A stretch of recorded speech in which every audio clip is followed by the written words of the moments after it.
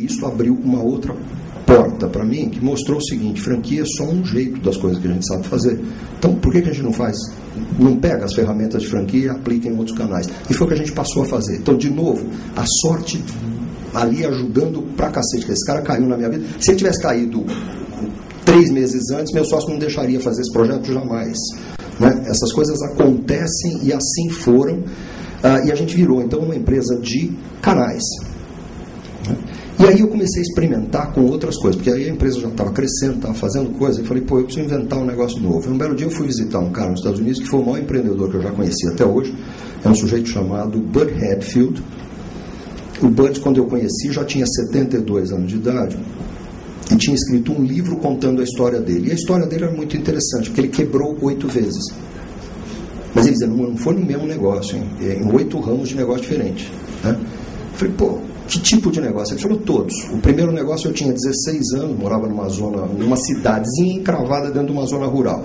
E ele montou um negócio que ele comprava ovos nas granjas e fazia delivery em domicílio, né, de ovos. Ele só não computava que ia quebrar mais da metade, porque era toda estrada esburacada, de terra, assim, ele quebrou, porque ele pagava um preço e não dava para vender pelo dobro, e mais da metade se perdia no meio do caminho. Ele teve loja de conveniência, quebrou. Ele teve uma loja de fogos de artifício, que ele disse que acabou num incêndio, não tinha seguro, mas que em compensação foi a queima de fogos mais bonita que ele já viu na vida dele. Né? E me perguntou se eu conhecia o ramo de lojas de molduras para quadros. Eu falei, conheço. Ele falou, pois é, olha, tem muito dinheiro nesse mercado, mas muito. $300 mil são meus, que eu deixei lá, nunca mais vou tirar.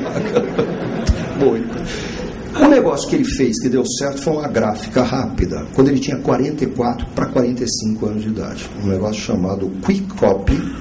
E depois ele começou a comprar uma série de concorrentes. Bom, hoje, eu não sei se ele está vivo, faz muito tempo que eu não tenho contato com ele, mas se morreu um dos caras mais ricos do Texas, assim, com porradas de gráficas. E esse livro dele, ele me deu quando eu fui lá visitar. Né?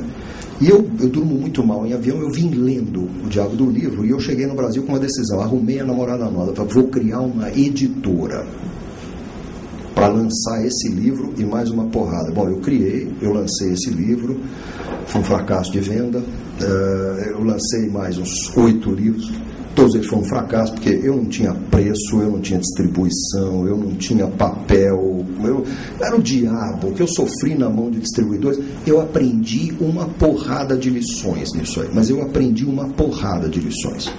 Então, os erros ajudam também a gente a aprender coisas que a gente não repete depois.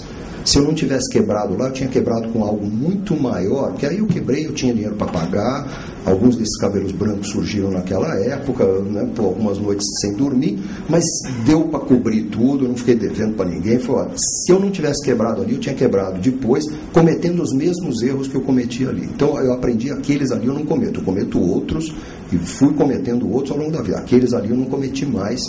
Né? Porque quando você comete 2 vezes o mesmo erro, tem alguma coisa errada com você. Aquela história, né? Se alguém me engana uma vez, a culpa é dele. Se o mesmo cara me engana a segunda vez, a culpa já é minha. Né? Não tem... Então, ali, este erro, como outros erros, eu criei um belo dia uma empresa com o Ricardo Semler para trazer a Body Shop para o Brasil. Não podia dar errado, né?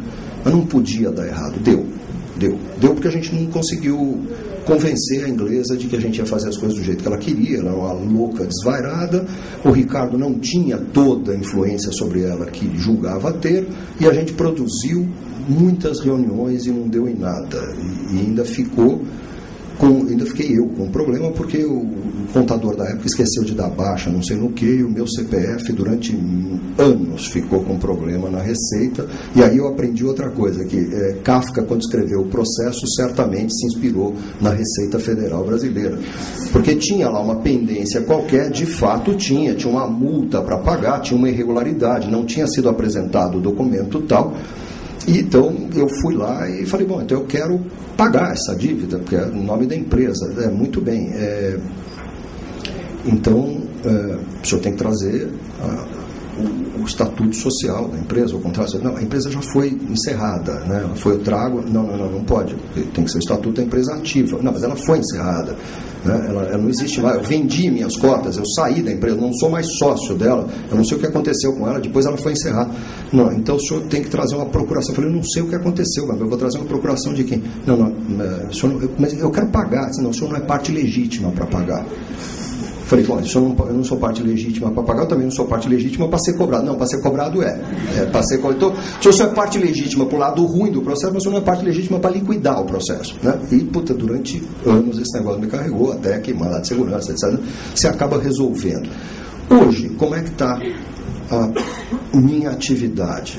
A gente foi, com o tempo, evoluindo para ter uma empresa de consultoria, então, na área de canais, na área de ocupação de mercado. A gente ajuda os clientes a venderem mais em mais mercados, com mais resultado, etc, etc.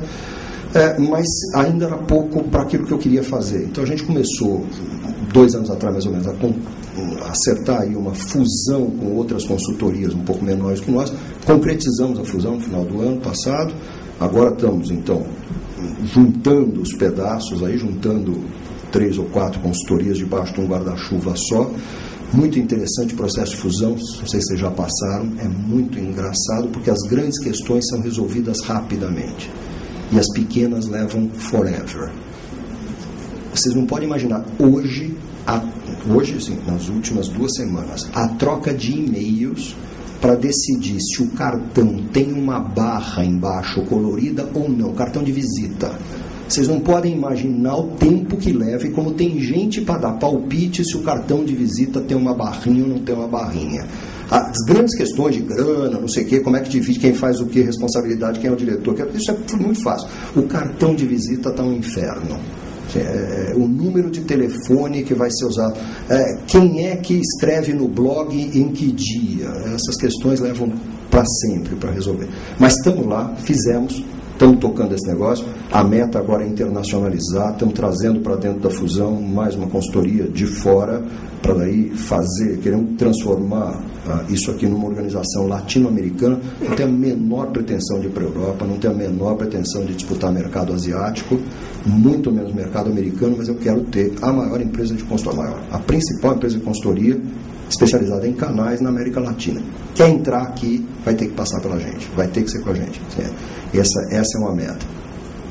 Para arrumar uma namorada nova, eu resolvi escrever um livro que eu lancei no final do ano. Foi o primeiro livro não técnico que eu fiz, porque eu contei histórias de vendas. E tá legal, tá vendendo super bem. Quero ver quando é que eu vou receber os direitos autorais, mas as informações chegam, tá sendo bem vendido.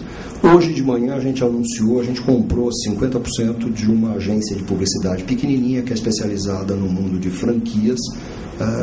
Comprou porque o dono tinha um investidor que não era do ramo e que nessa queda das bolsas perdeu um monte de dinheiro. Ele queria muito mais era tirar aquilo da frente dele para poder se concentrar no foco. Como todo investidor, o cara se apavora, sai correndo para aquilo.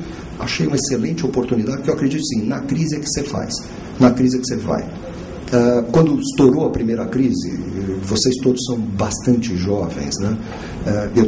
O pessoal que trabalha comigo, a maior parte tem 30 anos para menos, ou um pouquinho mais de 30 anos. Tem muita gente de 22, 25, 24. Esses caras nunca viveram uma crise. Muitos de vocês nunca viveram, né? Desde que vocês entraram na vida profissional, não teve crise. A grande vantagem que eu tenho, o cara da minha idade, tem o seguinte: já vivi tantas, mais uma, não assusta, não dá para assustar, porque já vivemos outras. Algumas coisas a gente aprende, a economia não vai a zero, a gente não volta para a idade da pedra. As pessoas não param de consumir, elas reduzem o consumo, elas passam a ser mais seletivas. Mas, assim, uma coisa que você sabe, assim, alguém vai vender. Vamos ser nós. E vão ser nossos clientes. Alguém vai continuar ganhando dinheiro. Nós vamos estar lá. Assim, tem que mudar a empresa inteira? Muda. Tem que cortar custo? Corta. Aliás, o Fersen, não sei se repetiu aqui o mantra dele, que custo é feito unha. Precisa cortar o tempo inteiro, senão cresce e fica fora de controle. Custo é feito unha. É isso aí. Comecei a usar um negócio do qual ele falava há séculos, ele e os outros caras do GP, eu nunca levei aquilo a sério porque achava que era um modismo. A gente começou a usar o tal do orçamento base zero. Não sei se vocês já fizeram isso, façam. É genial, espetacular. Você descobre que você está desperdiçando dinheiro até não poder mais. Orçamento base zero, basicamente, parte do pressuposto, porque orçamento é aquela coisa, você vai colocando porque já está ali, né?